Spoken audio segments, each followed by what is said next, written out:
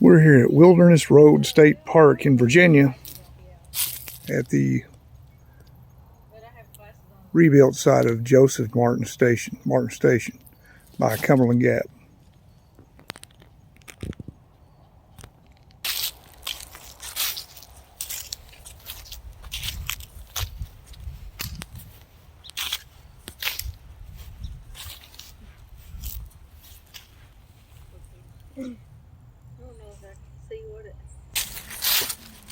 It's supposed to be a realistic rebuilt version of the actual Martin Station at Cumberland Gap.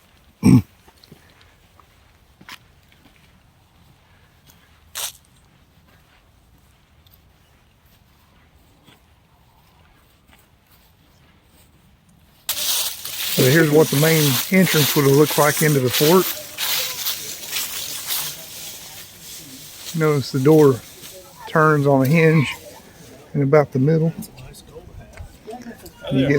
Hey, how you doing? Hey. Pretty good. Welcome to the station. Well, thank you. Been the type of firearm used in the time period. Derives its name because here in the jaws of the what they call at the time the cock, or we call the hammer today, holds a piece of flint, just like an arrowhead. The mechanism behind this, and actually the flintlock firing mechanism, is the oldest continually used firing mechanism in history. So you start off with a wheel lock, then a matchlock, then a flintlock, then percussion like yours. But the flintlock was in the use the longest of the time periods. The flint that you see here is actually harder than this piece of steel. You see on the face here how this, you can see it's been shaved away, shinier. So the principle is, put your hands together. There you go. Put your hand. You too, ma'am. He's filming. Oh, he is? Put your hands together. Rub them real fast. What happens? It's hot, Rick. You get hot, right? Friction. Same thing's happening here. When this flint strikes this piece of steel, you'll see it shaves off tiny pieces of this metal, and due to friction, they become red hot. That's what ignites the powder. So to load one, you'd use black powder, put it down the barrel. You'd take a round lead ball, put it up at the muzzle here. Then you would force it down the barrel. You're familiar with that. Then you would put more powder in this pan. See that little dished out area? Mm-hmm. See the hole on the side of the barrel? It's called a touch hole. Where it's spark, right? Yep. It's called the touch hole. Put more powder here, and when the flint hits the steel, makes those sparks, it ignites the powder. So you have an explosion here. Part of that explosion goes through that hole into the barrel, ignites the main charge, forces that ball out. So what that does is the ball comes out just like a quarterback throwing a football. How does he need to throw that football to make it accurate? I don't watch football. Spiral, right? You've heard of that. Yeah. Throw a spiral. It causes that ball to do the same thing, spin out. And as it's doing that, when it leaves the barrel, that spin allows it to maintain its trajectory longer than a smoothbore. So why did we had bigger animals here than they do in Europe. Not only do we have deer, at the time standing right here, we had elk, buffalo, bear, wolves, mountain lions, things of that nature. So the caliber is important. This is a 58 caliber, so it's a little bit over a half an inch. So you saw during some of the time periods an increase in the caliber, also an increase in the barrel length to get greater accuracy at a little bit longer range. They originally were, or are they remakes of what they found? They're remakes based on documentation. We don't know exactly what this fort, looked like.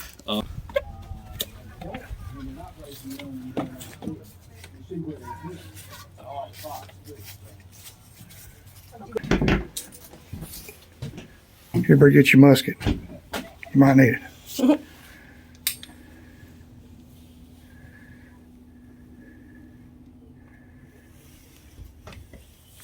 Yeah, that'd be pretty nice. I wouldn't put my arm all the way out there. They might get you with an arrow. It's pretty cool, isn't it? Yeah.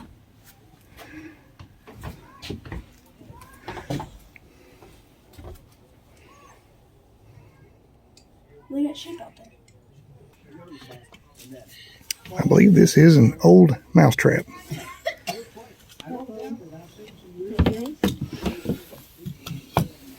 Inside of a cabin. Look window works. Oh, cool. Probably to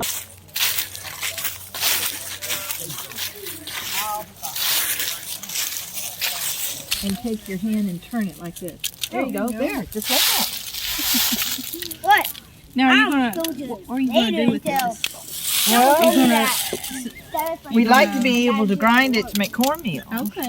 That way we can have cornbread. What we don't finish, we'll give to the pigs. I was gonna ask Yeah. if we're gonna feed Give the to the pigs pigs or and make sheep. cornmeal out of it. I'm getting lots of video on my pictures.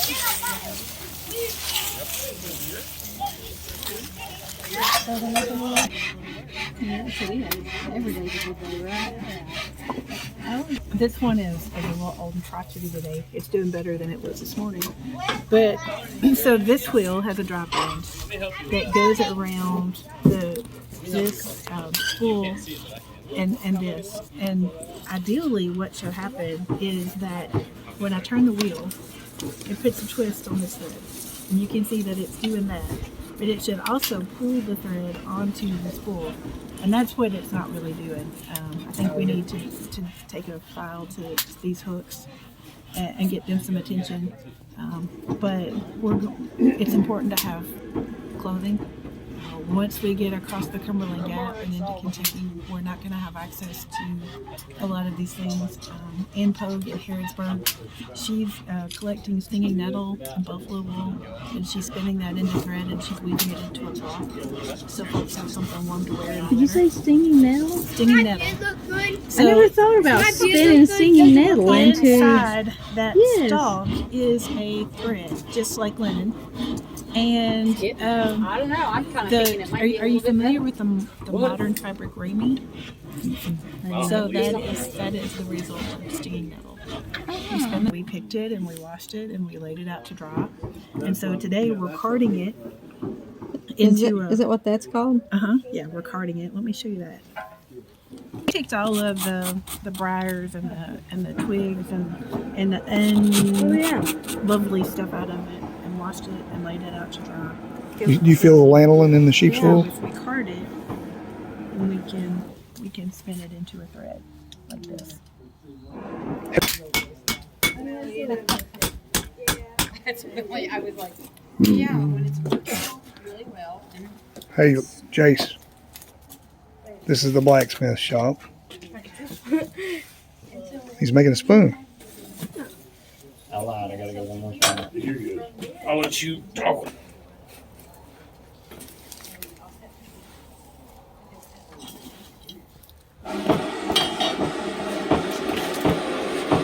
Didn't Remember plan what that on doing is? much today, so I didn't bring my tools, and I'm using what's left over here. And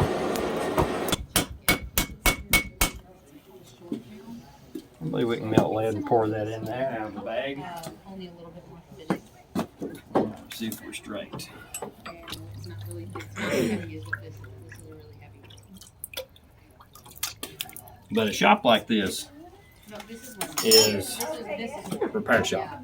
but this is We're too far out for reliable metal supply, and it works good for like a bed down. will be for a while. And we did have supply wagons coming that did supposed to have metal on them, but now when they get here, they have what's on them. And if we don't have what we need right then, we make do. And if we can do it with a wood peg rather than a steel nail or an iron nail, we'll do a wood peg. But we do a lot more in the way of repairs, such as when these wagons come here, they can't go through the gap yet. The gap, what we call the road, is just a well-defined trail, and in the saddle of the gap itself, there was still too many big boulders and too many big trees and tree stumps for a regular wagon to go through. So we'll trade those wagons away from people. They'll probably need something fixed on them, and then we'll head them back the other way. Plus tools, you're using something all the time. Axes primarily. Reshaping, retempering, sharpening. Work pretty closely with the gunsmith. All those brass parts you see on those guns have to be sandcasted. That happens in this forge rather than over there.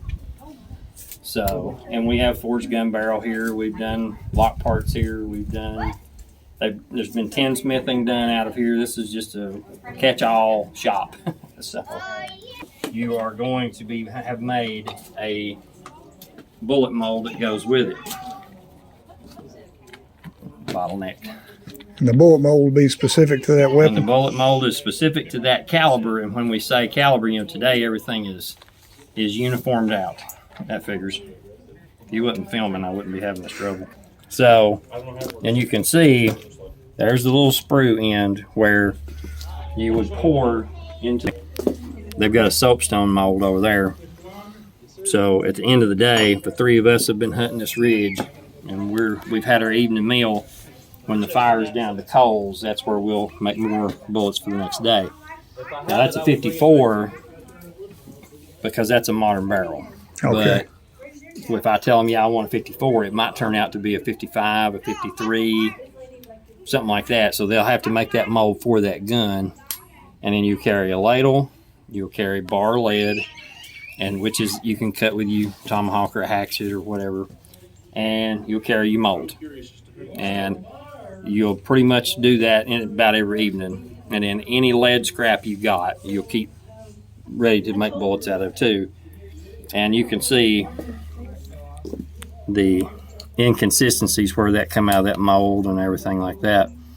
If this were modern ammunition, it would be slick and smooth and perfect. About everybody out here that could not afford a rifle, rifles are very expensive, carried some type of smoothbore because I can switch from ball ammunition like you just saw to a handful of shot for a rabbit or a bird. Put a lot of meat on the table with a more versatile gun, plus they load faster. Push the percussion cap doesn't come along for another 50 years or so. So that's a dragoon pistol, which means cavalry. Okay, now they made a 9-inch officer's cavalry pistol, which I have one of those that I carry at some events when we're working the cannon, and I don't want to carry a long weapon with sabers and pistols. But the pistol like that, you wouldn't want to carry every day. It works on that scabbard right there, but it's still got a lot of heft to it. They actually had pistol buckets. So if you're on the saddle, you would have 2 pistol buckets right in front of your knees where you could draw and shoot them and just drop them back in there. As you see, they're sitting down in buckets, and some officers had 2 buckets in front and 2 buckets behind them, so they could carry 4 pistols, because you didn't really carry a long weapon as an officer.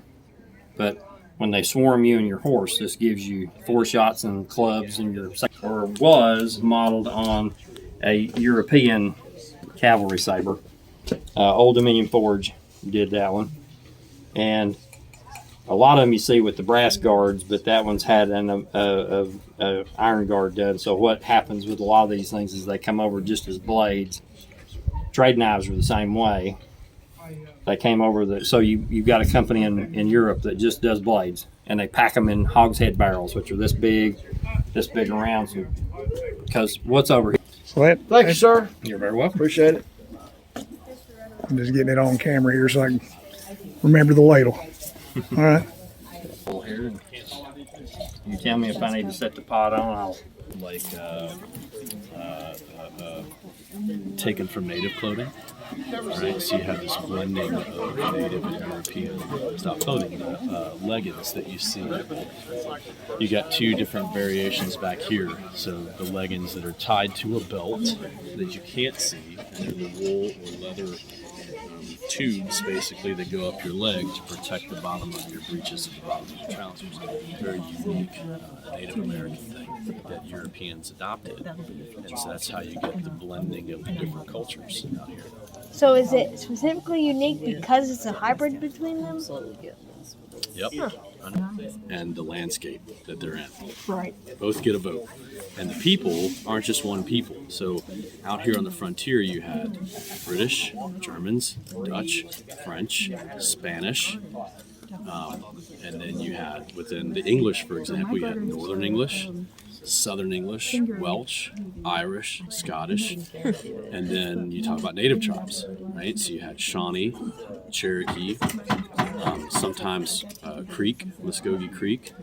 You had Catawbas from the Carolinas. And they're all blending, and all their languages are different too. So we think about the frontier as being like just this one place right? Where everybody kind of, it's like this like Disney version of Daniel Boone, right? The reality of it is, think about this, right? And what do you say when you wake up in the morning? What do you say to somebody else? What's a common greeting? Good morning. Right. That's a very English European thing to say, right? Native languages, often it was different. The structure of their sentences was completely different than ours. So Muskogee Creek, for example, it's a variation of something like, I see you made it through the night okay. Right? So now think about how you say that versus how they say, you say good morning versus how they say that. Now take that complexity of two different languages and try to make a treaty about land or something, right? You can see how it just kind of falls apart real fast. And that's what to me is most fascinating about where we are. Americans came here. What drove them out to places like this initially? I don't think they ever taught us that. Well, what initially brought them out here was deerskins. Oh yeah, because trading. Yep. So they could trade with the Indians and they could. Or a lot of times the